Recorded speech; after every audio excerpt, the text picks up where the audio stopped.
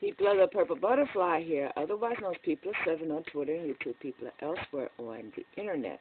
My blog is located at purplebutterfly-people.blogspot.com, and my soaps, Purple Butterfly Soaps, can be located at people.etsy.com. And I made a new batch of lavender dish soap bar, and I'm sent to Unmolded. But there's a extra step I put on my coconut soaps when they're in an individual mold, and I thought I'd share that with you now.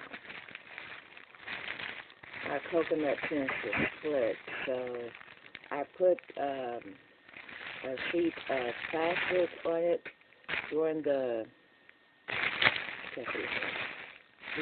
setup time, so that way if it splits, I can just go ahead and smush it back together smoothly without having to risk burning my hands, because coconut gets extremely hot. And you can give yourself a third-degree burn if you don't know to do that. I've already put a litmus strip in here, and it's in the green zone, which is real good, because if it's not green, it's going to sit for at least a couple of days, especially since it's in an individual mold. It can just sit where it needs to. But one step I do, instead of dipping the soaps, I just spray them down with some regular everyday rubbing alcohol. That shines them up and gets rid of that ashy look that, coconut can sometimes get when it's a high level of heat, and then it gets trapped in there and so forth and so on. Well, y'all know how soap making works. You put heat and air together in a tonifying environment, and you're going to get some ash. Now, then what I do is I slide the plastic under the mold like this, because that way when I flip it, I don't have to worry about, hey, what about the surface it's on, because it's completely covered in plastic, which means it doesn't matter if it's a sterile surface, which this actually is, or not, because I get it protected, which is good, because the way I unmold it looks weird. But I literally just fold it up, so that way I can flip it over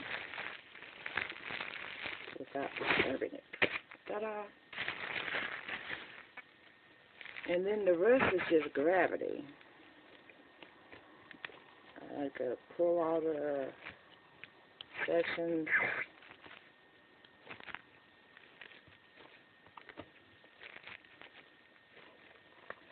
And then when I go to lift, I just push it straight down. That's if I pull the sections right, and I'm not wearing gloves. Let me fix that situation. And I made a slight modification to my sub lab, because I have a lot of my oils and molds directly under this table. And then during the course of events, I have to get up, walk over there where I have a garbage can to throw things away, and that don't make sense.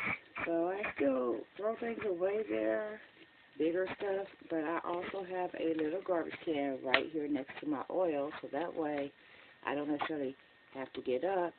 If I'm working on something, this needs to be thrown away, boom, it's right there. Okay, so now, pop that one out. And this one is going to look real funky because it was like all that was left in the mold, and I just kind of scooped it. And I just literally push them down. Sometimes they come out very, very fast and willing, and other times it makes a plopping sound, but it still comes out of there. There we go.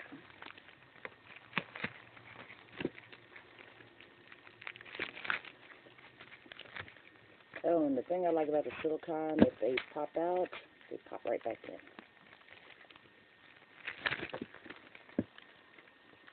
Ta-da!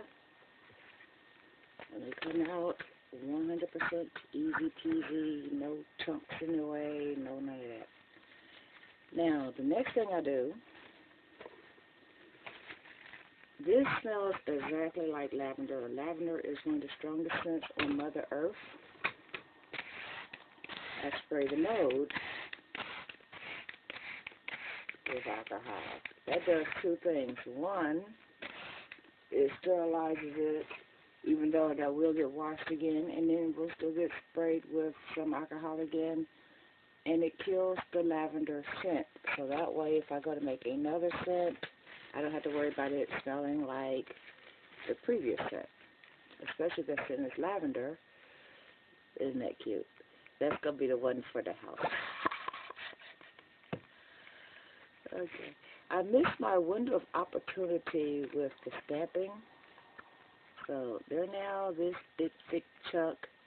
I make them as, literally from the top of that mold to scrape it off the mold and then put the overflow into the next mold. A lot of people say, oh, what's a 4-ounce mold? And they'll leave like this much air at the top because they're measuring. I don't do that. This is dish soap bar. So it's like if it fits, it stays. So I fill it up and then I go to the next one. So that method of just putting it in completely to the top leaves me with 3 less bars and a little bit of an overflow, but it's worth it. So now that I've already sprayed the top before I flipped it, all I gotta do now is spray what would have been the bottom, and then that gets a little sit time, as we call it.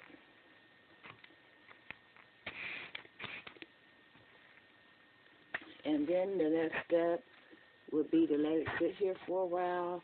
I have it on my little portable mat, so that way, because I'm all set up for my next soap, so I can literally lift this and put it, well, I haven't thought of a name for this one yet. I think it's called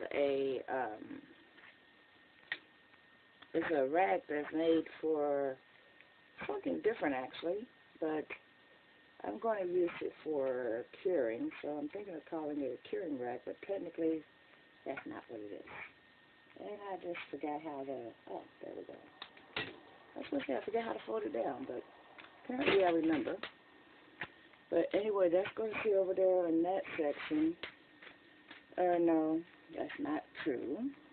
I'm going to put it over there for right now because I'm going to put a bookcase over there that I could store stuff in. So that way, this entire area will be more useful. Anyway, I thought I'd share that. Cindy, your dish soap bar is ready. So when it's done with everything it needs to do, it gets shrink wrapped. I missed my window of opportunity with the stamping. I got the hammer, the mallet here. I got the stamp.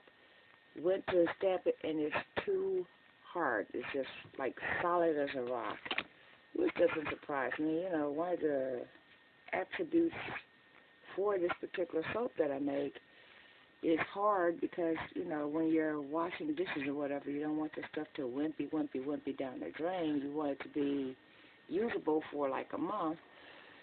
So, in the meantime, there's a stamp I started out with. Well, actually, there's 2 of them. There's one little teeny butterfly, and there's a bigger butterfly.